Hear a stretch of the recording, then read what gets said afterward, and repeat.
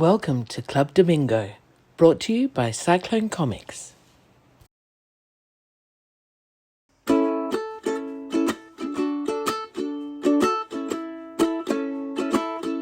Good morning, Tim. Hello. Hang on, just getting my footrest in order because I'm going to sit there. What are you doing, Gary? I've done big movements. Big movements. I went to the OT and physio yesterday, and I got slapped around the head, and my ego was buried in the ground and like a cigarette butt, and doing all these coordination exercises, trying to keep my body active. Of course, you've got to do that when you have parties. You've got to keep on using it or losing it, and so you've got to keep on going with the big movements. And big movements, because we're good at all these little movements. That's right. A cartoonist lot is very small and insular, and the table sizes at these conventions is shrinking, so you've got to operate in a small space. Yeah. So exactly. So anyway, what was my point? Large, big movements. Big Gary, let's be honest. Are you a big movement kind of guy generally? Like, are you out there? Oh God. Playing tennis and throwing footballs and No, not really. No, I used to be back in my youth. I used to be a squash player. That was my chosen sport. Oh, yeah, true. Okay. Not school sport. When I chose my sport when I left school, I actually was playing squash at an okay level for a few years. Actually played comp for a little while, but Wow. It's only comp as in local, local stuff. But yeah, squash. I wonder if you played my brother. He was the same. He was pretty into squash and played comps and I beat a lot of losers in my life, so probably I probably bumped into him. Okay, yeah, cheers to that. We'll leave that one there. Goodness me, come out with all the kiddies at home. We normally have like anywhere between 15 and 60-minute warm up before we get on. As Gary said, no, let's go. Let's go. Let's get straight into it. All kind of blazing. Because you were saying before I pressed record, you were going to say something about James Tinney in the 34th and his Substack. That's true. About what were you going to say? Because I cut you off to say let's press record. That's all good material. Yeah, let's just chat on air instead. Yeah. So you were talking about large movements and getting your exercises done. There was that wonderful clip that you played on Facebook a few weeks ago, where Fox, what's his name? Michael J. Fox was talking to Harrison Ford, and one of the things they say is, "Are you doing your exercises?" So it was a great clip because it educated me, beyond what you can educate me with as well, and that exercise thing is an important thing, right? To try to stave off symptoms for as long as possible. And it's not just physical symptoms, it's mental symptoms of lack of coordination and your brain sending messages and your body reacting to them appropriately. Yeah, so not so much mental, but like nervous system symptoms. That's right, yeah. Keep that fresh and active. And, of course, it wants to shut down. So you've got to it's a degenerative disease. So it wants to shut down, and you've got to just prolong it as long as you can and fight it as much as you can so that you remain active. Yeah. So keep those communication pathways from your brain to your muscles operating as properly and as often as possible. Yeah. So, and I said, because we'd already been chatting for a minute, and the phrase "pages first" had already come up, which we talked about, was it last week? And I said, well, maybe to be in reality, maybe pages first is not the right thing for Gary Chaloner. Maybe it should be exercises first and pages second. But you said, tell the kiddies at home what you said about the work you've been doing. Yes, I've been very productive with drawing first thing in the morning. Like from if I can, any time after 6 o'clock, and that first chunk of time in the morning has been very productive for me. So I figure that I'm going to go with the flow and what's working, and I'll do my exercises second. So and also I need to break up my day with shorter patches of exercises and stretches. So because you actually mentioned something that was quite true, that a lot of cartooning and cartoonists is about working at the table in a very, and your hand is working brushes or pens and even keyboards sitting in a computer. It's all very closed in and it's all compressed.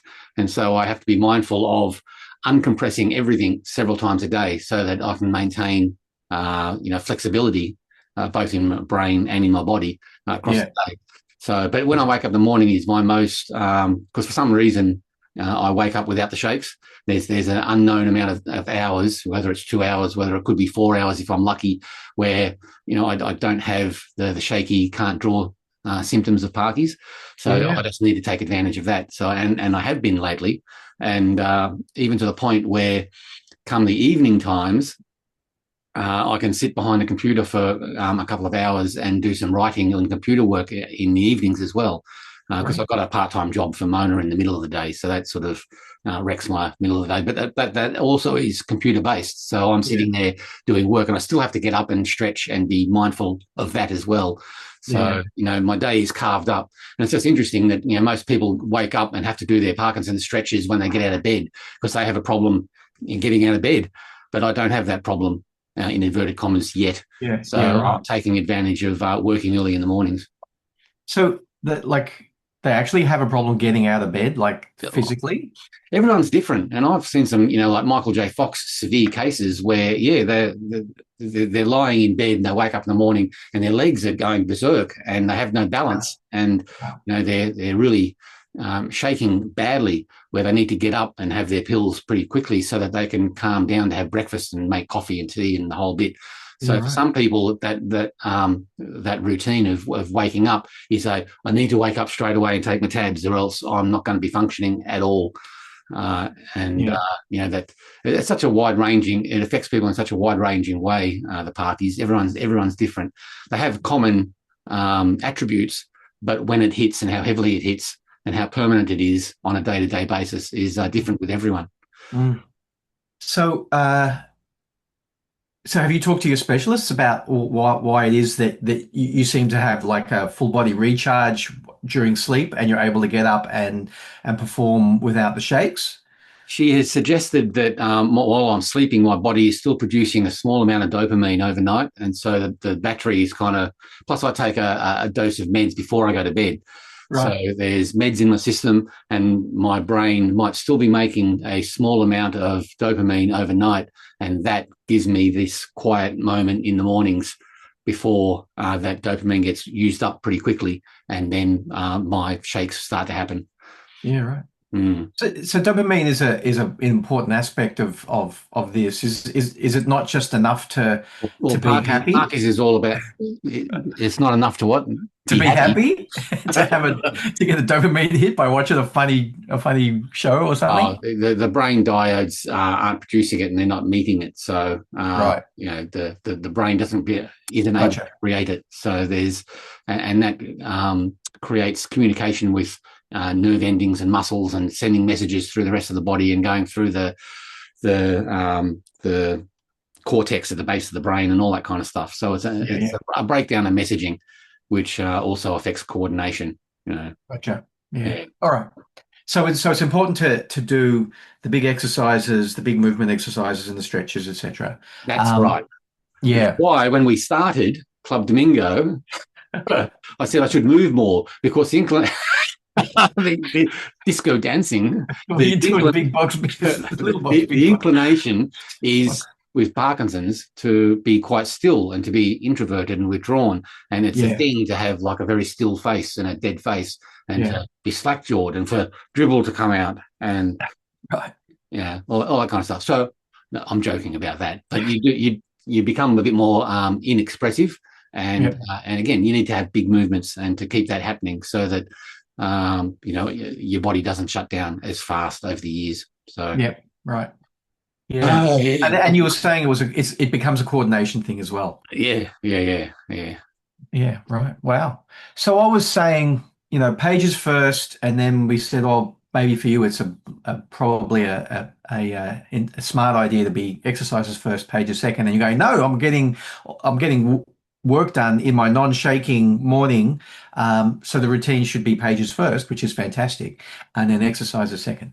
And then the reason why you pressed record was I said I'm still reading James Tinian's old Substacks. James Tinian the Fourth, who's a comic book writer and has basically set himself up as not quite an indie publisher, because he still makes sure that everything is published by different publishers. It's really interesting the way that he handled that. I think it's a thing that a writer can do better or easier than a writer artist or a writer artist team, in that he's got like 5 projects on the go at any time, five comics on shelves at any time. It seems very unfair that the writer can have multiple projects. And but I get it. Going, damn you, writers!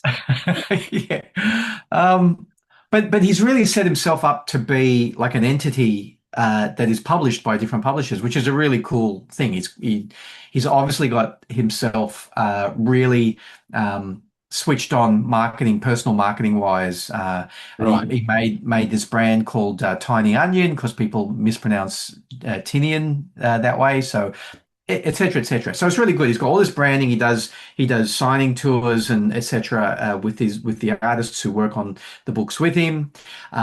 Just as primarily an artist, I'm primarily an artist, right? Well, using the term loosely.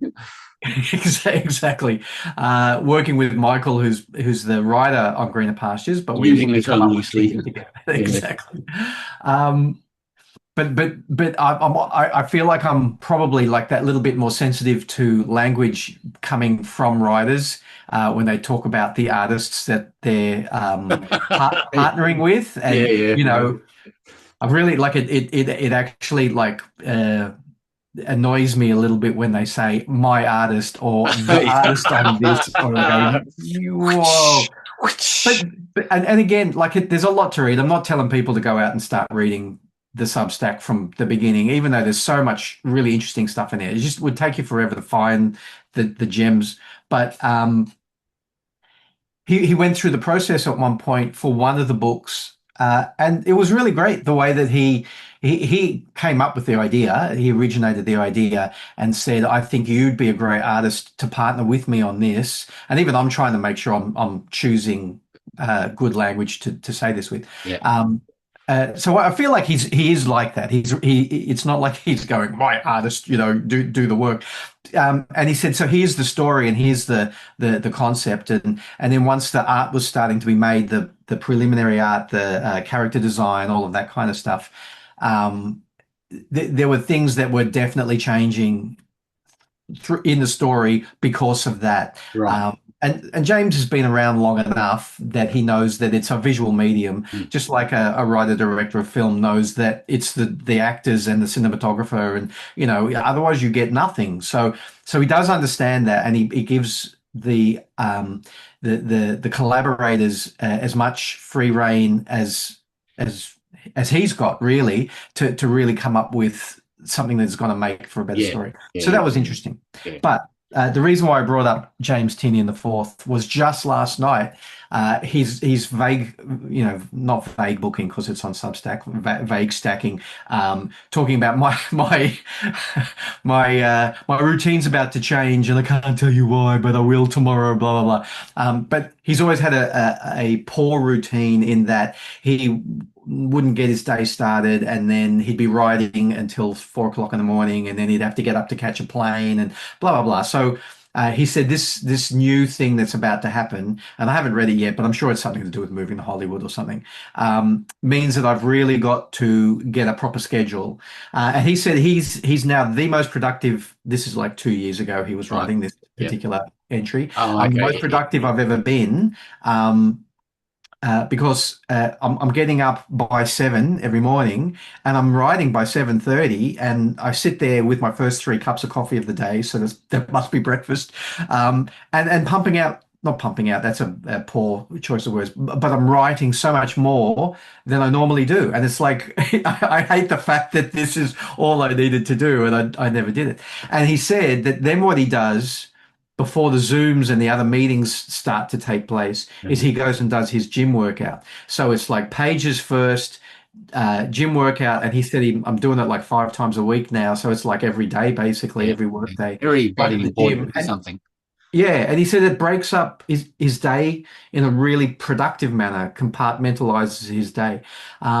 we all hated going to school and having period one history, period two maths, but it's like it's such a great kind of way for a lot of people, not everybody, but to situate themselves knowing that this is what I do in these hours, this is what I do in these hours. Yeah, yeah. We've talked about it before. Weren't you mentioning that he was going through stages where he was working through the night and he was wondering why he was so stuffed the next day? Oh yeah, always not wondering why, knowing why. Yeah, right. But just being like, I'm always so tired, but I'm trying to get my. I used to work with students who would do that, right? They would just, I don't know, just work, come to college, and then I don't know, play video games until 2 a.m. and then do their homework until 4 or 5 a.m. and then sleep on the train and then not be able to be engaged with the lectures or like take in the information. Yeah. And it's I had a couple who were really high achieving students. This was a few years ago, and every so often, like I would talk to them about it, and they would get their sleep pattern, if that's the right word, right? Their sleep pattern into something more useful, awake during daylight hours and asleep during nighttime hours. And they said it's so much better for me, and yet they would just stumble into this other methodology again, which is just, I know for some people it works, but definitely not for me. And once you're in a social arrangement, i.e., wife and or kids, you cannot be cranky all the time just because you decide you're not going to sleep properly. So you've got to make sure your brain is in happy mode. And the older I get, the more important a good night's sleep is. Sleep is very important no matter what age you are. And most men ignore the fact that they're snorers as well as they get older and more mature.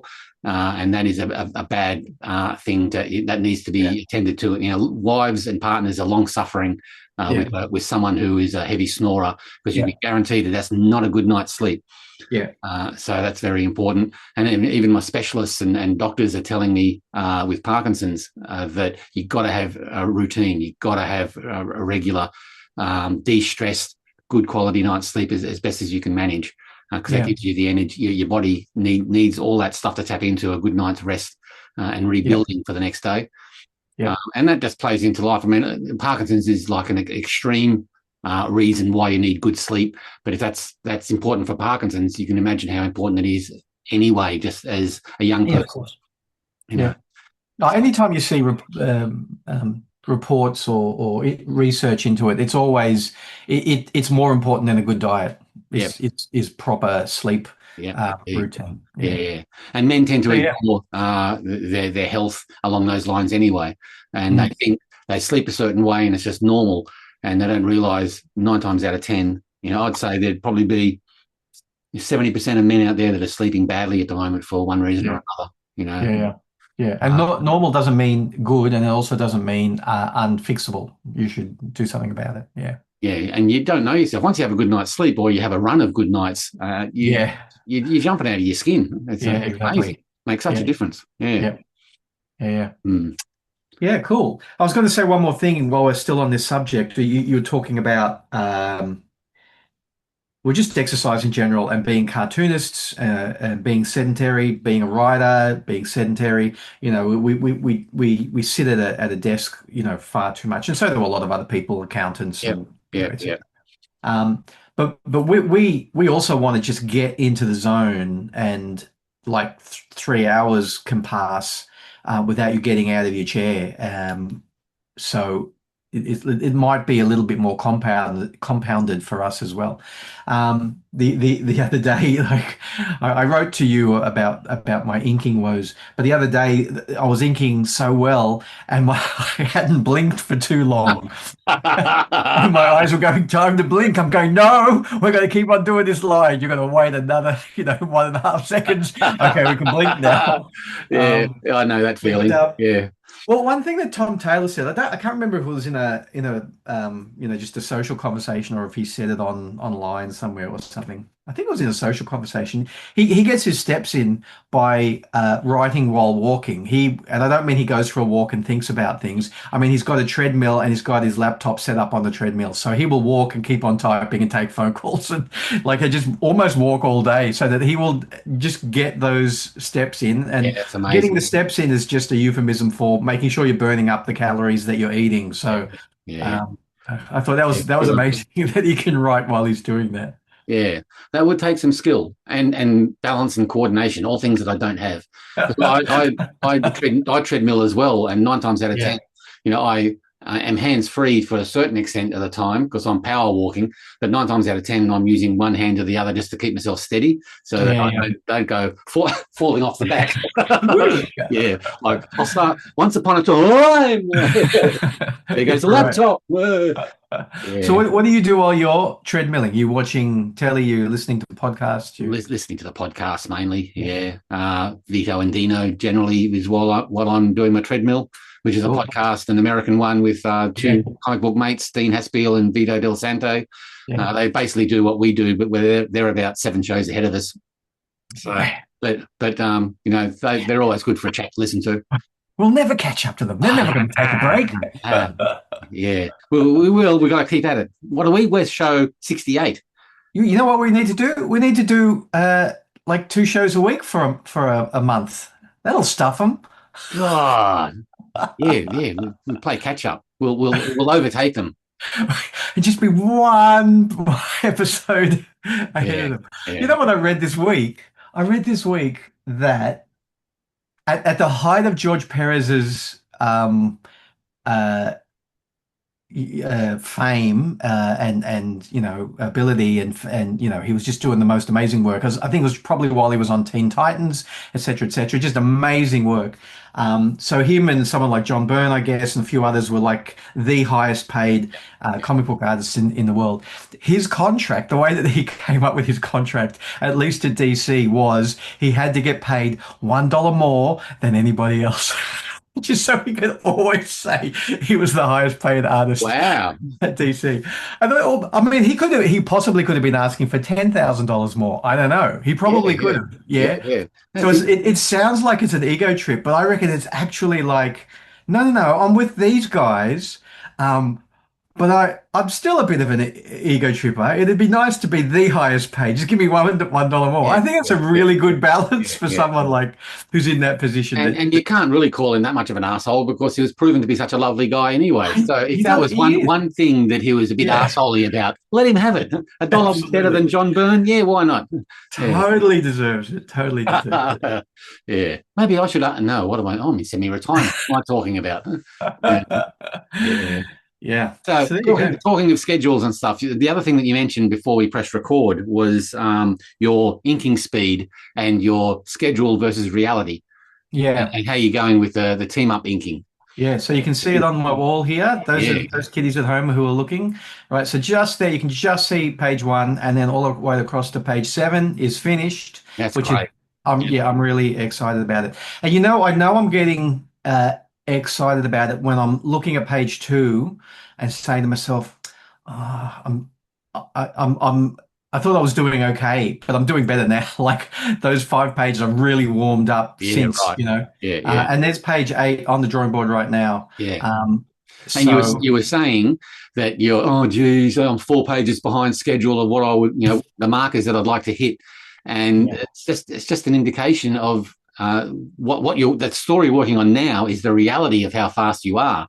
So the schedule is just the dream, and the reality is, the speed you're working at now is the reality, which you need to adjust in the future, so you don't keep on disappointing yourself. Yeah, you don't want a schedule that is pie in the sky. You want a schedule that is realistic, right? And being 4 pages adrift after so many weeks is not pie in the sky. I mean, you were pretty realistic when you first made that. You're just coming up short now, so you're not as fast as you thought you were.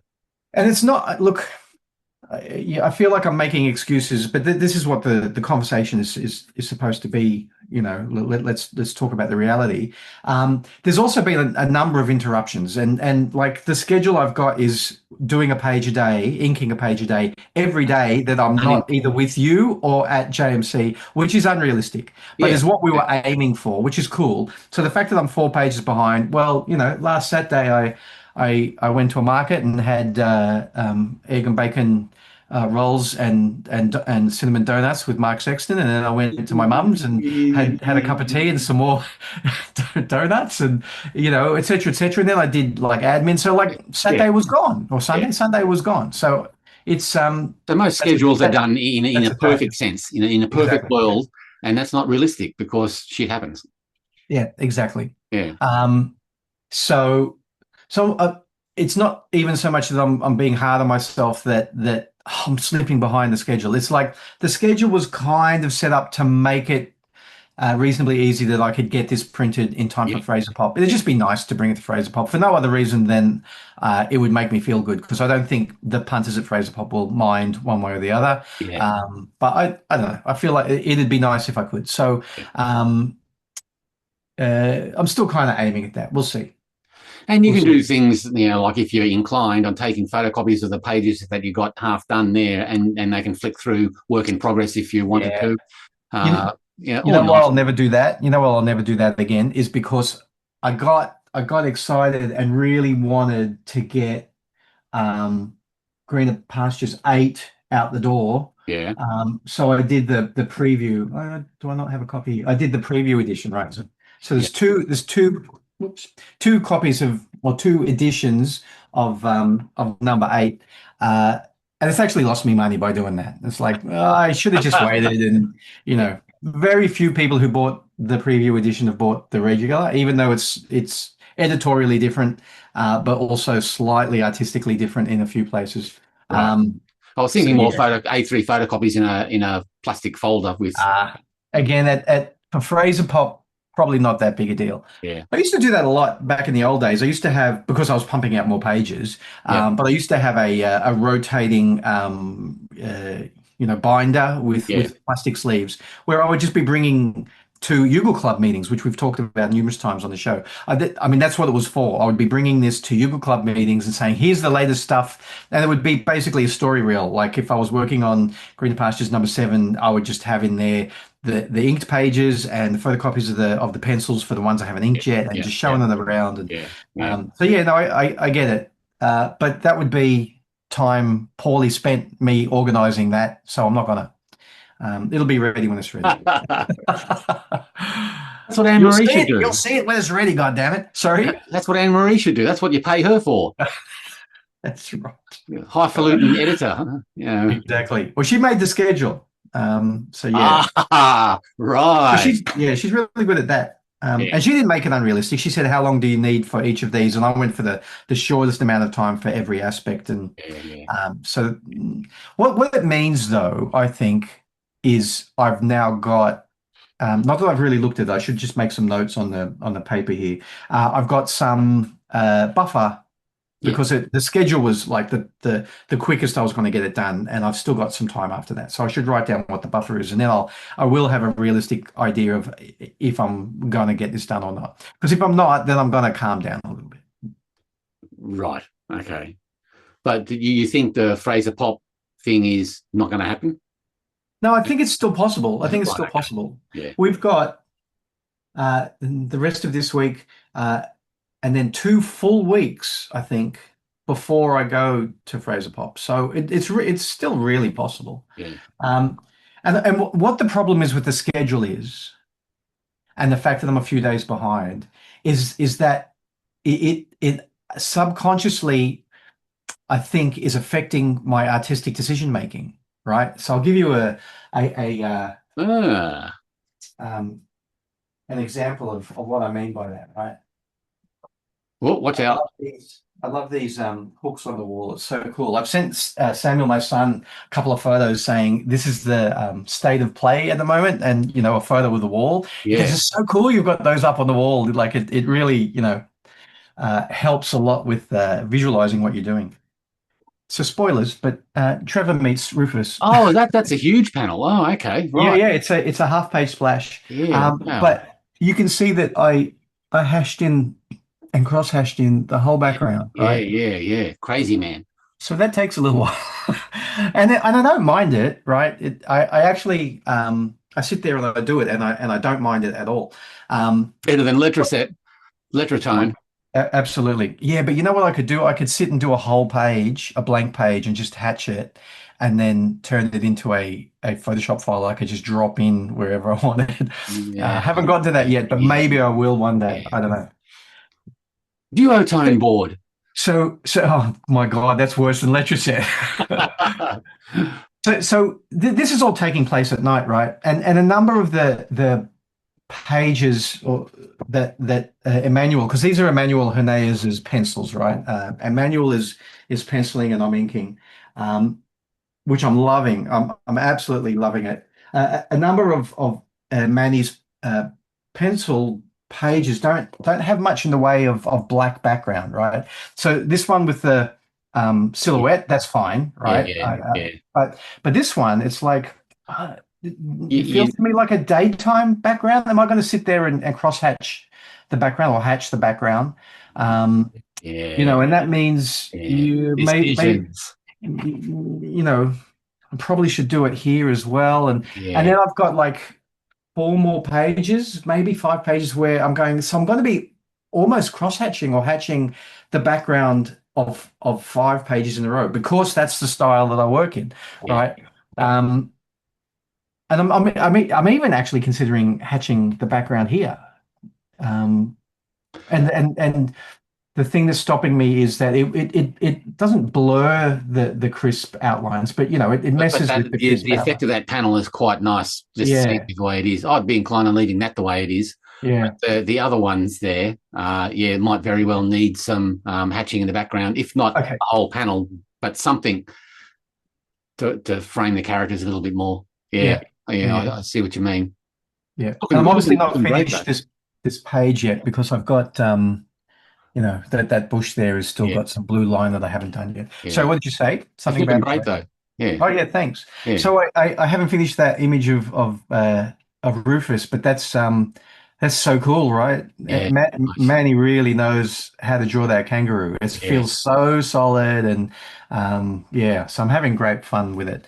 I don't know how much longer I can keep showing pages without giving away too much, but I don't care. I'm hoping you guys will be buying the book regardless.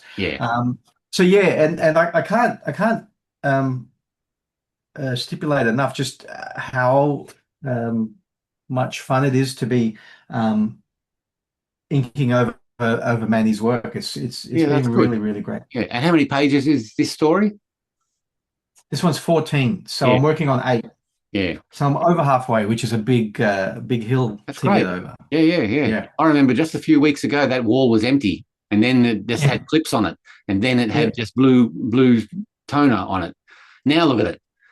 Yeah, I mean, you texted me back the other day, momentum, and it like I really feel it, and it mentally plays with my head when I don't get to sit there at least for part of the day on a particular day. Like I just That sounds and it definitely is that the term pages first that's helping that a lot as well. Yeah, it's just such an easy thing to say to myself, pages first, and then like I'll just get them done. I'm really keen on that. I've been writing a lot the last week. I've still been tracing off Dylan's pencils for the Patricia story that I've been working on. So that's chugging along when I can, when my arm permits it in the morning. But I've been supercharged and really creatively pouring myself into a new Jackaroo idea, which you know about, but I've been, and it's great having that back again, where you sort of, I find myself downstairs, just staring into the fireplace, and I'm thinking about, plot and characterizations and scenes and wanting to get, that's good. I have to write that down before I lose it. And it's all starting to gain momentum again, where the story's coming together. And, like I'm even getting tingles on the arm now. Thinking that it's happening, and, even working on the John Law material was a bit of a,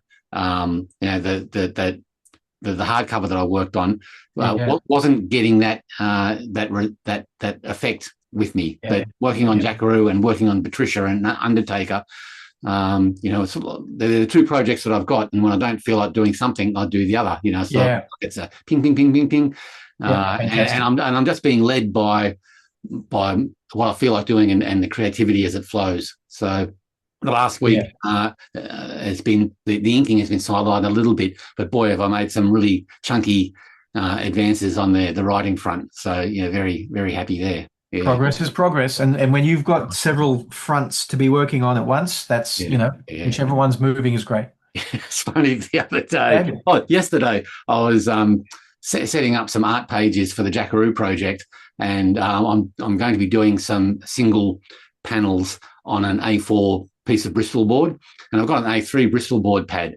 And I ripped it, opened up a new pack, and I went, right, this is the start of the project. Got the first A3 sheet, and I started measuring up, an A4 line in the middle, and I cut it with my scalpel in half, and there's two A4 sheets. And I was thinking, why don't I just buy an A4 pad?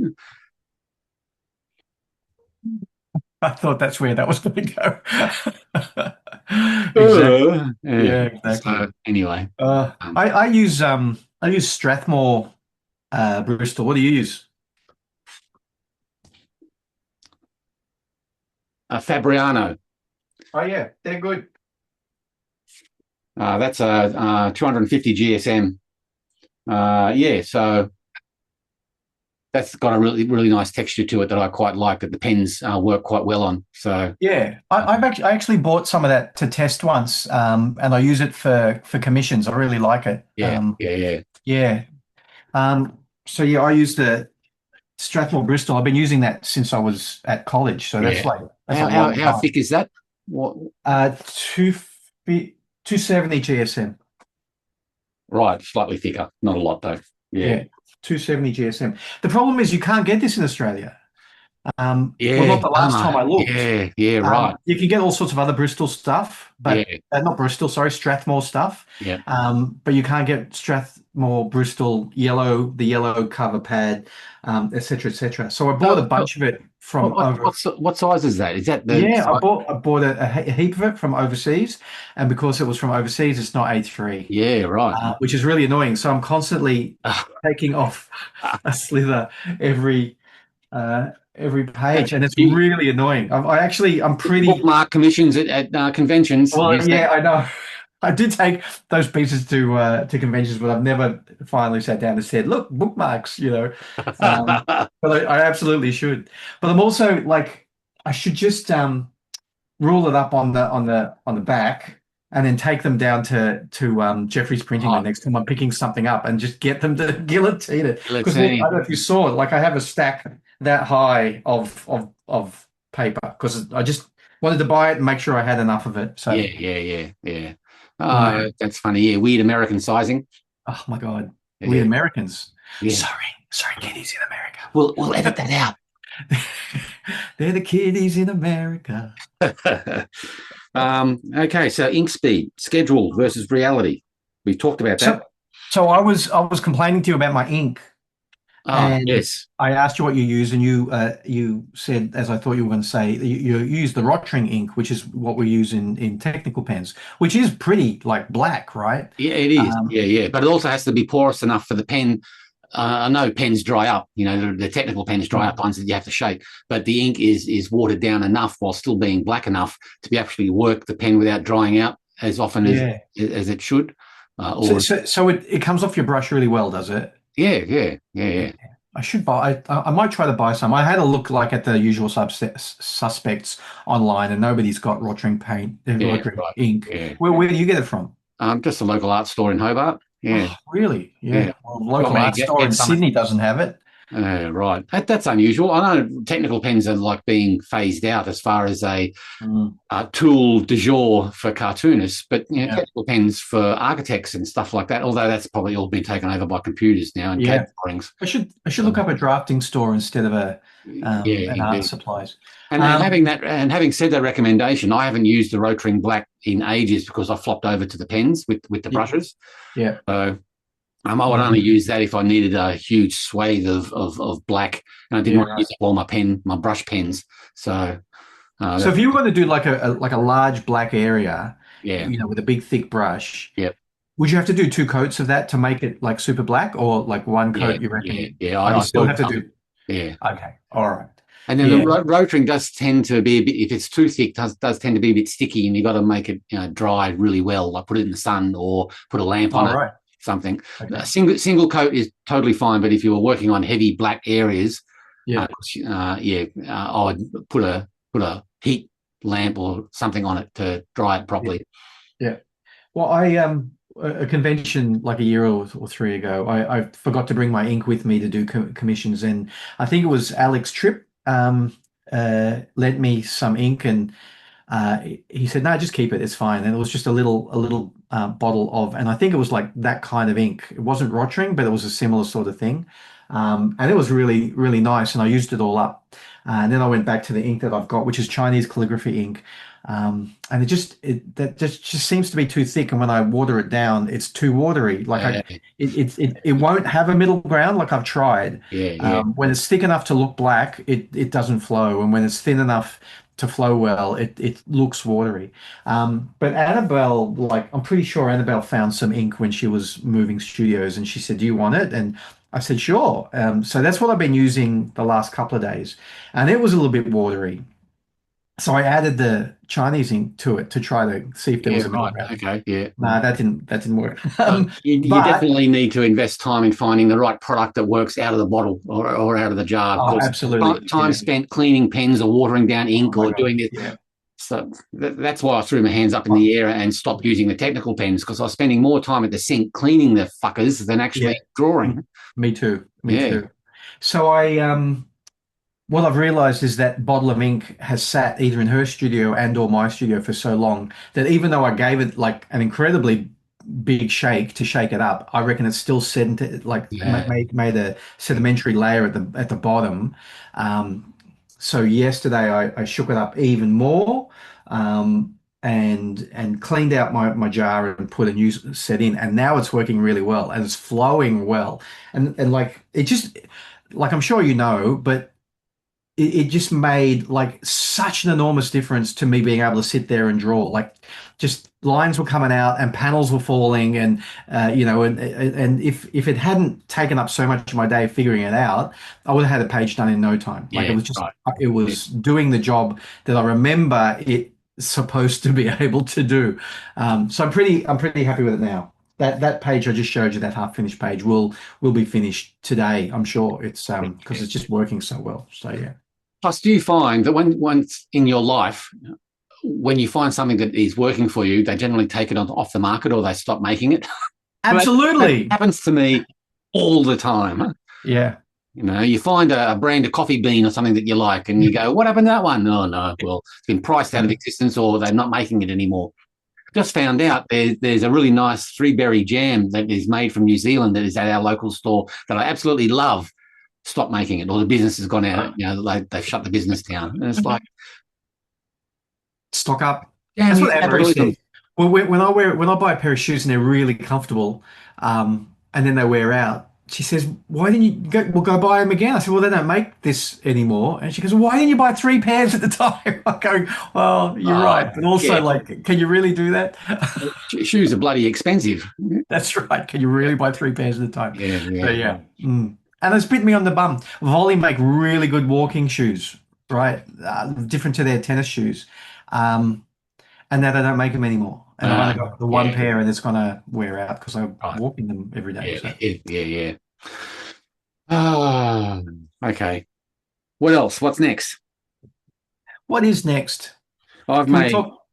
I've made a whole stack of random thought notes, which I need to refer to actually find out what I'm going to be talking about next. Have you got anything? I was gonna just make the quick note that Scamp Sydney Comic Art Marketplace has Scamp Not Smash, Scam. has announced their dates for this year, and it's 21 and 22 of November. Definitely a 2-day It's not show. October. It's not October. October is cram packed. Well, 21 and 22 November is actually Geek Expo in Canberra, so it's like In November. Oh, same date, absolute same date. Yeah. So that's an unfortunate That's what we were thing. talking about last week, about people Yeah, communicating with each other. And yeah.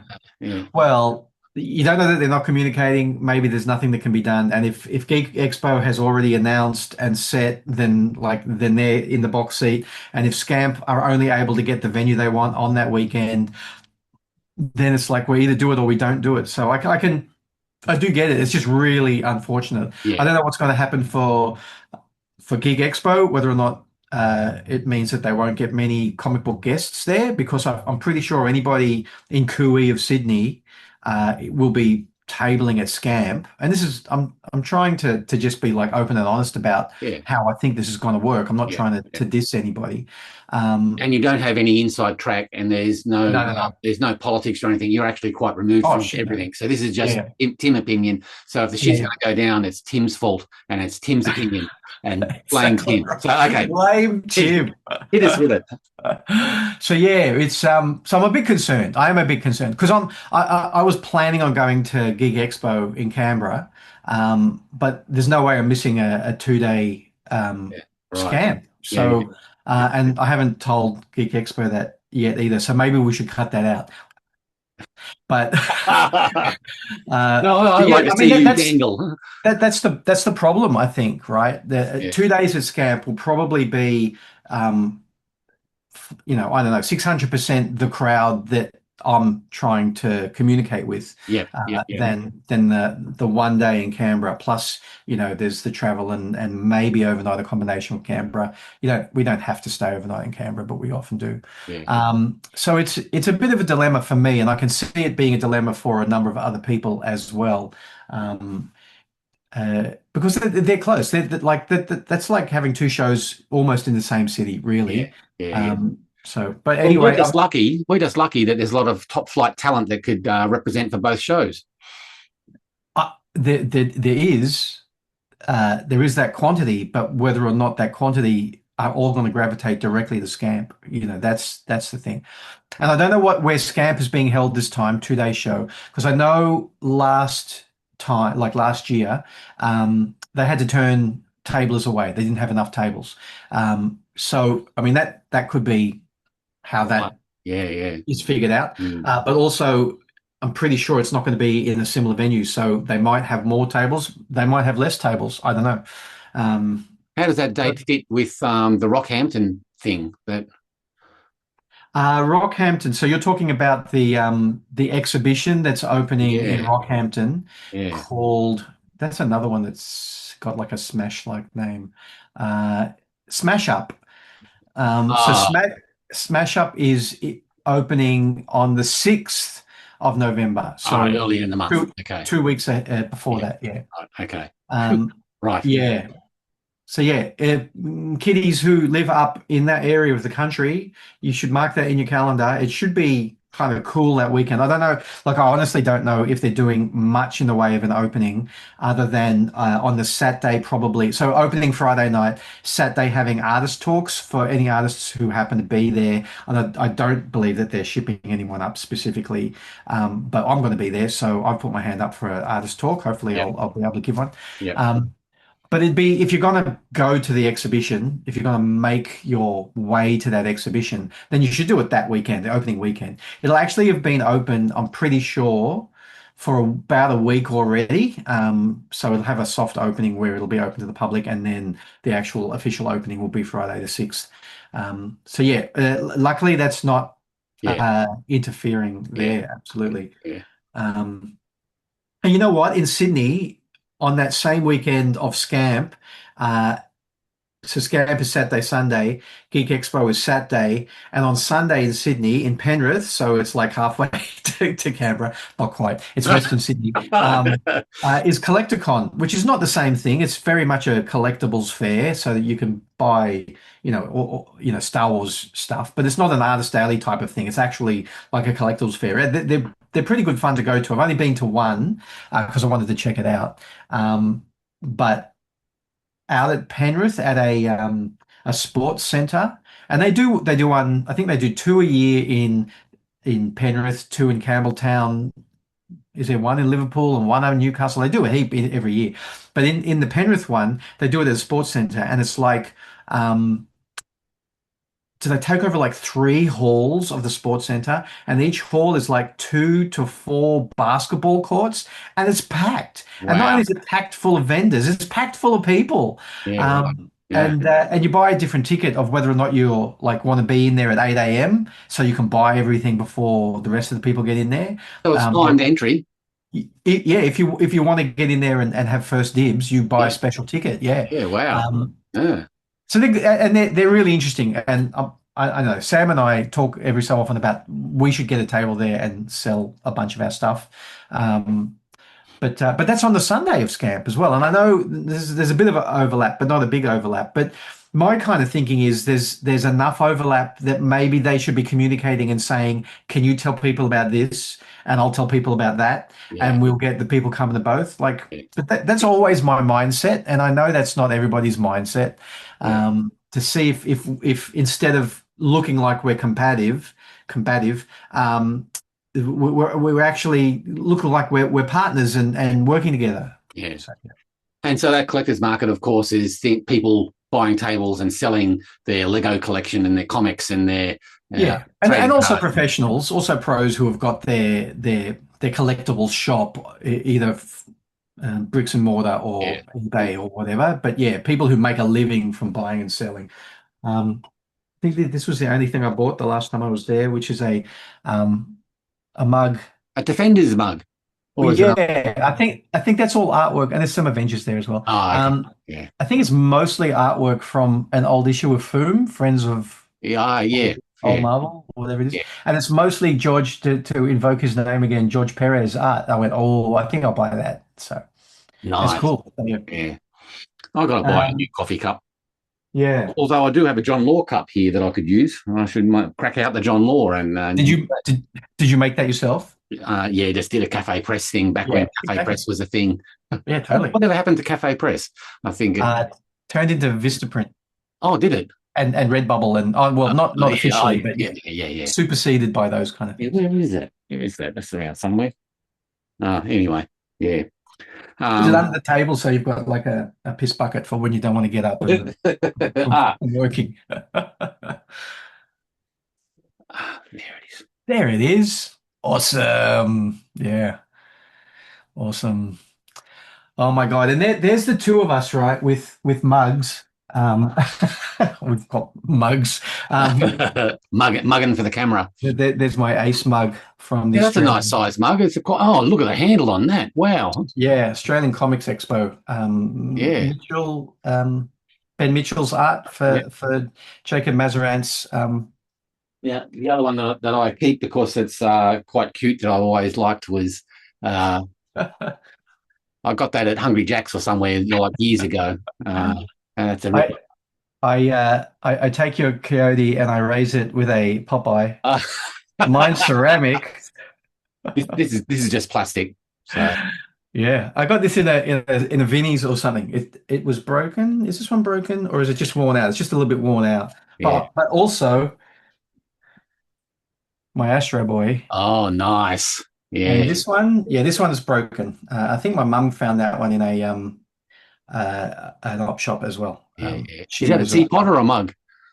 No, this one's a mug. Yeah. I know it might look like a teapot, but I've actually got a Mickey Mouse teapot and mug set. Like his head, his body is the mug, and his bum is the mug. His body is the teapot, and his head is I don't know, something like that. Again, gift. I don't normally buy shit like that, but I'm a bit of a sucker for a collector mug with a good design. Yeah. Yes. Well, what I was going to say, that wasn't what I was intending to do to show off our mugs. Was here we are with our pens sitting in our mugs. And yesterday when I was researching again, like what ink I should be finding, I went, Colleen will know. Colleen Doran will know. Just do a Google search on Colleen Doran's Substack for her advice on ink, which was great. She gave some good advice. Yeah. But I reread where she says, do not put your pens upright, either upright that way or upright that way, because the pigment will settle at one end or the other and it just will not get out of that. She says everything should be laying flat. Doesn't matter whether they're alcohol based or what they are. Going, oh man, she's probably right. And all my pens are sitting upright like that. And Because they're she easy would to have get learned the to. hard way as well. Yeah, and would have done the research. Yeah. But can't see it, no. But the thing like that made me do, this is the ink I was talking about that Annabelle gave me. Ink, pigmented artist ink. So it's like it's a no-name brand, like Yeah, right. school brand, right? Yeah. But I thought, oh, that's probably what's wrong. Everything's sitting at the base. So I've been laying it on its side and giving it another really good shake and hoping that it doesn't break and go everywhere. On a regular basis. So take it down to minor 10 to get the paint machine to do the shaking. Yeah. And rolling it, turning it over so that it's Yeah, I've got to do that with some moonshine that Belle's making. Every time I pass the jug, I've got to give it a shake and then put it back down again. See, the thing is, kiddies at home, like I don't know whether to believe Gary or not. That could be true. You'll never know. Maybe I'll come down and visit. I'd like to know. You'll never know. Yeah. So, of course, we're fast running out of time. I wanted to mention that Lee Chalker is starting to link to his Chinwags from the beginning, really, on his Facebook page. That are YouTube shows that he started back in 2022. And sure, it's starting to link to them again, which is bringing back lots of nice memories and conversations that I had. So a recommendation to friend up Lee Chalker on his Facebook and tap into those Chinwag shows again. You've got one coming up as well. I think you were fairly early in his guest list. Was I early? Yeah. Anyway, Lee and I never quite were able to mesh in, unfortunately. So maybe not so early. Maybe there's a chunk of time before your one pops up. But my one, he just linked to it this week. So cool. Which I think was a long one because the chats were very long and in-depth and covered a lot of ground, comic book history and all different kinds of stuff. So and the best thing about them is that they're full of enthusiasm and love, right? Those chats. So indeed, yeah. So if you're sick of us, bin us and turn on some Chinwag, and you can get sick of these mugs. Yeah, exactly right. There'll be new mugs for you to look at over there. So I talk to Lee fairly regularly just by messenger across the week, and he sent me through. He's been going through his boxes of archive stuff and shit and old comics and whatever, and he came across some correspondence from Jason Paulos. Okay, fantastic. Between him and Jason, yeah? Yeah. Now, this is when Lee sent him a fan letter, like back in... oh, my God, wow. I've got permission to read these out from both Lee and from Jason. So, okay, cool. This is way back machine. We're going back to 1995. So, and Jason is the creator of Hair But the Hippo and Eek and et cetera and so forth. That's right. And Jason has just opened up his... eBay store. Yeah, where a lot of hairbutt stuff and his old collections and his work, current collections and trade paperbacks are all available from there. So get onto eBay and do a search for Jason Paulos and pick up some of his stuff. And if you're keen on getting some hairbutt stuff, hairbutt is the second feature in Greener Pastures Team Up #1. So there'll be Jason hairbutt there. Yeah, and also Jason's finished a new hairbutt issue that he's going to start publishing. So that's sorry, right. Go ahead. Yeah.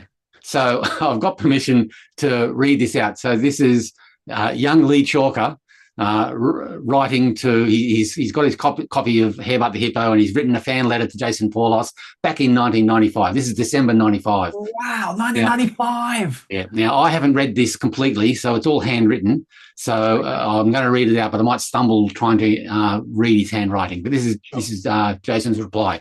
Dear Lee, firstly, thanks for your kind words about my stuff. Bo and I have been hard at work for the last couple of years, and the results are in the comic stores as we speak. I hope you like the new Hairbutt stories. Secondly, in regards to your questions about publishing, and he's still asking questions about publishing, Lee Chalker, but anyway, doesn't he ever learn? Anyway, let me start by saying that it's a little hard to direct you one way or another without at least seeing a sample of your work. But even if you did send me samples, and even if they were great, I'd probably end up saying the same thing. Publish it yourself. All the Sydney publishers, including myself, started the same way. And the sooner you start, the better off you'll be. The unfortunate reality is that unless you're Frank Miller, you aren't, are you? Most publishers won't be interested. The best you can hope for is to score a 10-page cyber swine script or something, not to be sneezed at, however. All you need to start self-publishing is access to a photocopier, a mailing list of comic stores, and a post office. There's a lot of people around at the moment doing some really good minis. Don't scoff, mini comics is how I started. And you'll find them all very approachable, even through the mail. Toby Neal, Toby Blanchard, Damien Wood, just to name a few. Please turn over. I'm just clicking for a new file. And this I definitely haven't read. You didn't indicate your age in your letter. Let's see, Lee back in 1995 would have been about 8. But if you have a job, why not ask your boss if you can use his photocopier for a short run, 20 to 50 copies of mini comics. If you're in school, maybe your dad has a photocopier at his work. Okay, maybe that was an alternative, yeah. My first copy of Hairbutt back in June 89 was run out of my work copier. Once they're done, post them off to as many comic shops and comic artists as you can. I can supply you with a list if you can get that far, and try and get some orders feedback. You'll find that self-publishing has a kind of snowball effect. The more you do, hopefully, the better you'll get and the more copies you'll sell. Here's some names and addresses of a few Melbourne and Sydney-based mini comics publishers in case you're interested. And then he gives Toby Blanchard's address, Stuart Hale, Clint Cure, Brendan Boyd, Damien Woods. I hope the above info has been helpful and good luck. Jason Paulos. P.S. Do you know a Townsville artist called Bob Jones? He's drawn a Hairbutt story for Crime Files number 4. He shops at Books and Bounties, I think. He lives in Harold Street as well. But anyway, so that was the first letter that they got. And sound advice, still sound advice. So totally, yeah. Yeah. So I thought that was worth from 1995. And then there's another one here, which is a shorter one. And, of course, Jason would handwrite these letters with a bit of a Rat Race Comics stamp at the top on the back of comic A4 photocopies of his stories. So not only do you get a letter from Jason Paulos, you flip it over and you get a nice photocopy of Jason artwork, like in the Mad Magazine era, where Bo was writing stuff as well. Yeah. So, dear Lee, firstly, sorry about the delay. I've been so busy with 2 AusCon conventions, I haven't had the chance to catch up with mail. I had a look through your samples, and considering your young age, I thought they were pretty good. But as far as publication goes, I stick with my original advice, self-publish. At a glance, I think your style would benefit greatly from, sorry about this, I used to hate hearing this when I was your age, drawing classes. I also advise you to set a few good, get a few good books on human anatomy at any art store. Most importantly, don't give up. Practice makes perfect. Work. And self-publishing will give you valuable experience in the business of comics. Thanks again for writing, and I hope you enjoy the samples I've sent. I'm open to criticism too. Regards, Jason Paulos. And I thought those 2 letters were so fantastic in the spirit of things and giving positive advice that is still sound today. So thanks, Jason, for putting your thoughts on paper, and thanks, Lee, for digging it out of your archive boxes. So could you think of anything that would, as far as advice, that would change based on that? I think it's bloody good stuff. Absolutely. And minis and zines become so trendy now that that's a good way to start off and get your practice going. Oh my God. It's still the advice I give to students where I teach. When they say, I want to do a comic, I say, well, do it, and then just print it. And have you been to a zine fair? Well, go to a zine fair and have a look. And, they're popping up everywhere. And it's fantastic. This is how you understand how it all runs. So anybody can sit at a zine fair with their mini comics, and you will sell them. So, and that's the small business side of things. The other thing about getting involved in those kind of zine fairs and other creators that are trying to do the same kind of things as you are is the social aspect, the social network, and meeting people of like minds and comparing notes, and you learn and you grow together as well. So I don't think that's, the horn is tooted enough for the social aspect of getting involved with a comics group or a group of friends like doing the same thing. It's all good to try and do professional and commercial comics, but there's that, the other side is that lovely social group that you can develop. And I got lifetime friends out of it, So, huzzah. Huzzah. Awesome. What a great little snapshot from way back in 1992. That's amazing. Yeah. And the only other thing that I wanted to, which was talking more about the social aspect as well, but Nat Carmichael sent through a link to the Dylan Naylor's latest project, which is the Preston Peace Battlers Inc. comic that's coming out. Yes. And well, we don't do reviews or anything like that. I had a bit of a read of it this morning, and it's as Dylan as you would think it would be. And he works with some amazing artists like Jason Towers and Owen Heitman, who's gone on to bigger and better things with paper cuts and his own career as well. Yeah. And Greg Gates helped out with Battlers Inc. on the art front there as well. So, back in the day, you get these little hubs of creators that would just, help each other out and bubble along. Yeah. So, it's amazing. And that's what Cyclone was as well. It's just a bunch of guys getting together and fantastic guys. They're just all on the same page wanting to get their stuff out there, and they just had similar mindsets. Exactly. So the Preston Peace Battlers Inc. campaign is still open now. This goes live tomorrow, it still has about 10 days left on the Kickstarter campaign. Yeah. So if you're interested in seeing some classic Australian comedy comics, those two are worthwhile tracking down. All that. Absolutely. Full of positives there. Every aspect of that you mentioned was, is a sales point for why you should support that piece of work. Yeah, indeed. Rock on. Yeah. And that's me with my flow of thoughts all spilled out onto the page. I'm done. Cool. So, I reckon that's like coming up to an hour, if not already. Yeah. Yeah, if not already. Brilliant. To get the button ready for pause recording. Yeah. We'll do this smoothly one of these days, but that's okay. That's the fun of it. Cool. Okay. You don't have anything else to add? I don't think so. Nothing on my list, really, unless you want me to show you the Cucamonga grass. Is that nearby? Yeah, it's just outside. A quick gander at how it's going. All right. So this we should have gotten organised beforehand. I didn't think. In that case, we won't do it then. We'll organise it for next week. You sure? Yeah. Sounds good. Next week. What are you doing? Sorry? More pages. More pages more often. More comics more often. Pages first, comics first. You and me against the world. Let's go. I'm going to go do my exercises. Be strong. And it goes, all comes full circle again. Okay. Bye. See you, kitties.